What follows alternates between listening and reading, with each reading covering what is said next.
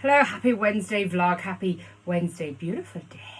And all the people that have been complaining in May and June about the summer not arriving, it's here with a little bit of sizzle. And now we've got complaining that it's too hot. So I heard Beryl the other day, oh, I like it hot, but not this hot, Beryl. Which always makes me laugh because no one's ever happy and they want things to be turned down. You know, the hailstorm came a couple of weeks ago and then now we've got really beautiful sun and it's like full on mugginess. And I know it's muggy because I did Zumba last night and I sweated in places I didn't know you could sweat, really.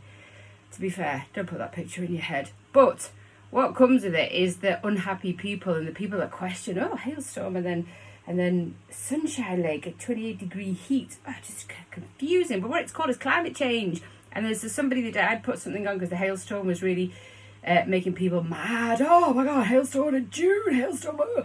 And then someone said, and I'd put, well, you know, it's people don't even do like recycling, and then they wonder why there's some climate change. And then somebody put on that, oh, if you believe climate change, you're ridiculous. It's like COVID's just a hoax. We are no longer friends. Anywho, what does bring with the sunshine is obviously lots of requests for people not to take their pets out. And there's lots of controversy about it. Mostly sensible people who are pet owners, like me, take their dogs out in the morning or in the late sort of afternoon, depending on temperature, stroke evening when it's cooler. Because yesterday it was 5:45 and I still saw some dogs out, and on the car, because I was waiting to pick the husband up from the train station, it was 28 degrees and people were out with their dogs and there's dogs panting. Your dogs ain't going to die if they don't go for a walk. And I know it's very difficult. I know myself. The dog has to fit in with me, not me fitting with the dog. But just don't take it out because it's just not worth it. And always check. And I think if you ask your, because most of us have got one, or check on your phone what the temperature is now. You can say, what is the temperature now? And they will tell you for the area. So it's quite handy to know because obviously 21, 22 degrees is fine. Generally 23, 24, it's a bit touch and go. If you can't put your hand on the pavement, it's still too hot. Think of their paws as well as them being out of breath. So it brings lots of posts up like that, does the weather, as does one of my friends who's ginger, very ginger, from the Wirral, was saying, asking people, he owns a pub on the Wirral, old school friend, and he was saying to people that all he'd heard yesterday and the day before was people moaning about how hot it is, and he put a claim out going, look, just stop now, we've been waiting for it.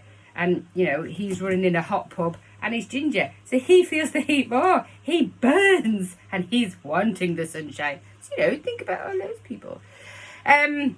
Lots of few things to be shared this morning that have come up. Garforth Town Football Club have just given some information away. Do look at their Facebook page because they're really good with it, for an under 23s trials, which is going to be new to Garforth Town, and that's on the 20th of July at 10 a.m. so do put that in your diaries. Just looking at there's a few things coming up, and I think we've mentioned it before, that pubs in Garforth that we have. So when I say a pub, as in a pub we can go for a pint. I know we've got 10 in total, but they do different things. And we have mentioned it before, but we do seem to have our pubs that do what pubs do. So sport, darts, quizzes, live music, which is the general consensus of what our pubs do. And then we've got a few that will bring in catering. So the Gig and Goose may bring in the pizza box, which is great on a Fridays. And then obviously the Podger does food, the Miners does food, Gascoigne does food. But we're just talking about a pub, and my suggestions, and I've done this as a post a couple of months ago, is just to change it a little bit, introduce something new. I don't think these sound a bit daft. Arts and crafts events, you know, like a painting night, which is great. A lot of people have enjoyed that. The biggest thing that's happening at the minute, and I've been to one, and it's the most amazing thing ever, and obviously it depends on space, but you could do a ticketed event or an event where you're just counting numbers.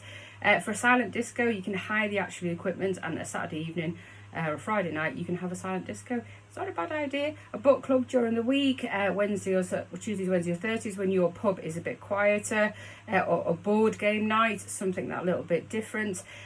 We do have lots of live music, which is brilliant. I love the Garforth music scene. There was a Facebook page created, Garforth music scene, so you can see who's playing where, and it's really good because it's live music, but I've not seen a lot of, which I think would be great. And I think it's been done in the past, but whether it, then COVID hit, but sort of comedy nights. I'm sure we've got lots of funny people in Garforth and Kippax and Micklefield and Aberford and Swillington. They do sort of a comedy night, a comedy stand-up, even a poetry night, something just that bit of culture would be nice to see in Garforth, like an art exhibition, just something, a movie night. Most of our pubs have got big screens. Put a cool movie night on, and you don't even if you haven't got a kitchen, you could get a van outside. There's lots of foodie vans that come in. Quirky Ale does some really good ideas with barbecues and theme nights. But even just having a movie night, again, a sort of an event where you could allow so many in, put a food van outside, perfect. Even an ice cream night if it's going to be too far, too hot. An ice cream night, you just get an ice cream lorry, come to your pub. Just some suggestions which would be really, really great. We've put up a post that comes out I think on Facebook today and Instagram tomorrow, and it's about businesses who obsess over followers and likes. When I say likes, I mean like your page, follow your page. And people do get stressed about needing hundreds and thousands of followers, and it shouldn't be about that. You are not a teenager who has 1,000 followers on Snapchat, which really aren't friends. They are people that they just follow out of interest, not many teenagers have thousands of friends. Somebody asked me the other day, a friend's family member, oh, you've only got 247 friends on Facebook. And I was like, yeah, because they're friends. And I don't allow people in if they're not. They're people I've worked with, people I went to school with, people in my life who I deem as a friend, and then I interact with them, and that's how, for me, my personal social media pages work. However, on a business social page, it's about engagement with your followers. So even if you have a few hundred followers, as long as your content is engaging with them people, that is more priority than doing your best to kill yourself to get thousands and thousands and thousands of followers. If you can delegate your social media to somebody, brilliant. They could do a post a day. If they can't, then 3 to 4 posts a week is enough. And then you have to look at your insights to see who's engaging, who's commenting, who's liking, who's sharing your post. And it's that. And if you have 400 followers on, say, for example, Facebook or Instagram, and they are more engaging and liking your content, and you will see it on your insights, then that is far better to get a couple of hundred people coming to your business and buying from you, whether they come in the shop or online or use your service, than having 5,000 followers where they just bypass your information. So there's some information, say, coming out today on Facebook and then tomorrow on Instagram. So just don't stress about your followers. Stress to a degree. If you can delegate your social media, that is the best way to do it, as long as somebody knows your social media.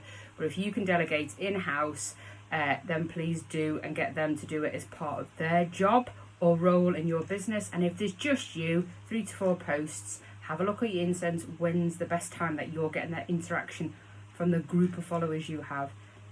Don't stress about it. Have a beautiful day. Don't stress about the weather. We don't know how long it's going to stay.